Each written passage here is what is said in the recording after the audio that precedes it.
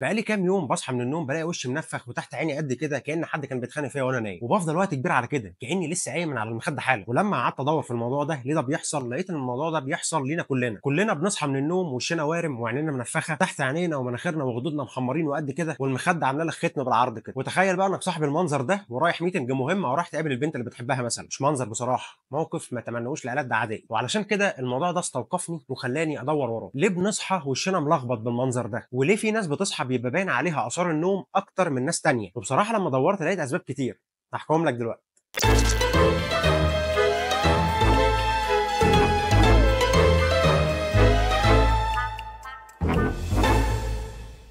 عد كده معايا الاسباب اللي هقولها لك دلوقتي اللي بتخليك صاحي منفخ من كل حته، ولو انت لماح حاول تستنتج السبب. اولا، امراض بتسبب الموضوع ده زي مثلا ان ضغطك يبقى عالي، او لو عندك مشكله في الكلى، او لو حساسيه زي حساسيه الجيوب الانفيه مثلا، او لو عندك مشكله في اسنانك او التهابات في اللثه، او لو مش بتشرب ميه كتير، او لو بتشرب كحول كتير، او لو اكلك بتاكله فيه ملح كتير، او لو اتعشيت عشوه تقيله قبل ما تنام، او لو عندك هرمون الفلكتويشنز او تغير في الهرمونات، وده مثلا لو جه عند ست وهي حامل او في مرحله البيريود بتاعتها. الاسترس اللي بيبقى عندك وبيخليك ما تنامش كويس ويمكن ما يخليكش تنام اصلا. كل دي اسباب تخليك صاحي منفخ من كل حته وتحس ان وشك طلع له وش تاني من كتر ما هو منفوخ. طيب هل خدت بالك من الاسباب اللي انا قلتها لك دلوقتي ان كلها وراها عامل مشترك واحد؟ لو ما خدتش بالك هقوله لك. العامل المشترك ما بين كل الاسباب دي هو السوائل، الفلويدز. هو جسمنا عباره عن ايه غير سوائل وشويه حاجات تانية فوق بعض، واسباب كتير زي اللي انا قلتها لك دلوقتي زي الضغط وامراض الكلى وانك مش بتشرب ميه كتير وانك بتاكل ملح كتير. كل دي حاجات تخلي في ميه كتير متخزنه جوه جسمك. طيب تيجي تسالني وتقول لي ما هو لو في ميه متخزنه في جسمي اشمعنى ببقى منفخ اول كل يوم الصبح بس؟ ما انا كده المفروض ابقى منفوخ اليوم كله. وجهه نظر تحترم، بس وانت صاحي جسمك بيبقى عنده الفرصه ان هو يتخلص من بعض السوائل دي، زي مثلا انك تدخل الحمام، زي انك تعرق، زي انك يبقى عندك فرصه تشرب ميه، زي انك وانت واقف اغلب الوقت بتبقى في وضع راسي، فالسوائل في جسمك بيبقى عندها فرصه ان هي تتحرك. لكن نيجي بقى وانت نايم، الوقت اللي انت نايم فيه فالسوائل دي كلها متخزنه في جسمك، انت لا بتعرق ولا بتدخل الحمام ولا في اي طريقه جسمك بيقدر يتخلص منها من السوائل دي، وبالتالي طول ما انت نايم السوائل دي متخزنه جوه جسمك. الحاجه الثانيه بقى، لو انت نايم مثلا 8 ساعات فانت ال 8 ساعات دي نايم في وضع افقي، فالطبيعي والبديهي ان السوائل دي بتتجمع في الدماغ، على عكس ما انت صاحي بيبقى عندها فرصه ان هي تنتشر في الجسم كله. طيب بتتجمع فين في الدماغ بقى؟ في الانسجه الطريه اللي تقدر تحتوي السوائل دي، زي الجيوب اللي تحت العينين والجيوب اللي حوالين المناخير والخدود. فاحتباس السوائل مع وضعيه النوم الافقيه مع ارتخاء عضلات جسمك ووشك طول ما انت نايم، كل دي حاجات وعوامل تخليك تصحى بالمنظر الجميل اللي احنا بنشوفه منك كل يوم ده. وطبيعي زي ما فهمت من اللي احنا قلناه دلوقتي انك اول ما تقوم وتغسل وشك ووضعيه جسمك تتغير من الوضع الافقي للوضع الراسي، فالسوائل دي بترجع تنتشر في جسمك كله بصوره متوازنه، وجسمك هيبتدي يقوم بالوظائف الحيويه بتاعته عشان يتخلص من السوائل الزايده جواه دي. وبالتالي بعد شويه من لما تصحى هتلاقي جسمك ظبط وابتدى وشك يرجع للشكل اللي احنا عارفينه. طيب نيجي بقى للسؤال اللي خلاني انخرب ورا الموضوع ده من الاصل، ليه في ناس بتصحى وشها عادي ما عندهاش كل المشاكل اللي احنا بنحكي عليها دي، او بيبقى عندها بنسبه خفيفه قوي و10 دقايق ولا ربع ساعه بيرجع وشها زي الفل، وناس تانية تفضل بالساعتين والثلاثه والاربعه وشها مش راضي يفك ولسه زي ما هو؟ السؤال ده اجابته في كلمه واحده: جوده النوم. جوده النوم هي كلمه واحده. الناس اللي بتنام كويس بتبقى صاحيه فايقه وفريش، وبالتالي مودها الحلو وهي صاحيه ده بيساعد جسمها ان هو يستعيد التوازن بتاعه بسرعه، وبعد شويه اثار النوم دي بتختفي بسرعه ما بتبقاش باينه. اما بقى الناس اللي ما بتنامش كويس سواء عدد ساعات قليله او جوده نوم مش احسن حاجه، فدول لما بيصحوا ما بيبقوش خدوا كفايتهم من النوم بشكل كويس وبيبقوا عايزين يناموا تاني، وبالتالي ما بيعرفوش يستعيدوا التوازن ونشاطهم بسرعه زي الناس اللي نامت كويس، فبيفضل شكلهم نعسان لفتره اطول. طبعا ده بالاضافه للاسباب اللي انا قلت لك في الاول خالص، لو في مثلا حساسيه او امراض معينه زي الضغط او امراض الكلى او اي حاجه تانية. طيب نيجي بقى لاخر سؤال: ايه الحل؟ هفضل اصحى كل يوم منفخ بالمنظر ده؟ بص، الحل ببساطه هو انك تعكس كل الاسباب اللي قلت لك في الاول. الاسباب اللي في ايدك انك تظبطها اكيد، يعني لو هي مثلا بسبب امراض معينه او حاله طبيه فده انت تقدر تظبطه مع الدكتور، تاخد علاج ينزل من ضغط جسمك، تاخد علاج يعالج الحساسيه بتاعت الجيوب الانفيه اللي عندك، او اي مرض تاني تقدر تعالجه بالادويه. لو انت ما بتشربش ميه كتير مثلا تبتدي تشرب ميه كتير، لو انت بتحط ملح كتير في الاكل